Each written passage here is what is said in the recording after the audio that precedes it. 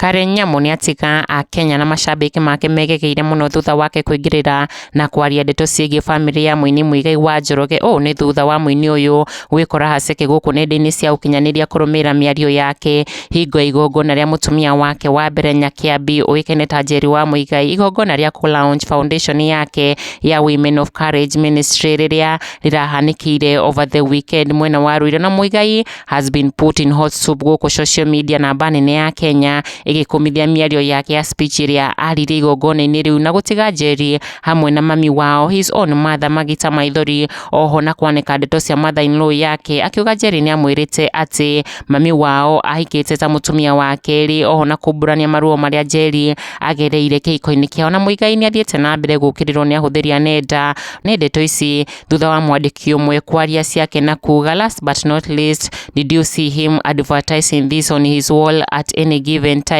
Check and let me know, maybe I missed the post, but he gladly advertised an event which entry was 3 beers. Your own wife is launching something and you have a platform that you can advertise for her, but not even a mention. Njeri, you are going far. You have started on a highly favored note by God. Hashtag the rise of Njeri. Ndomiriri ino yake ikiguciriria attention ya Senator Karen Nyamu haria augite she will make sure ni support Njeri ati this one I would have loved to attend. I'm sure it's not too late. I can still support Njeri, otherwise wacheni family za watu misieni dogo. Karen Nyamu agikinyiriria andu matige na ndeto cia Muigai na Njeri kuona misieni dogo agicokerio ni S30. Senator Karen Nyamu, absolutely you can still support her, lakini acha tuseme tu ukweli, regardless he would have done better. Wewe mwenyewe huwezi chukua upuzi kama hiyo tuliona ndeto cia Muigai'S igithie na mbere kuakania kiririmbi kia debate guku nenda-ini cia ukinyaniria,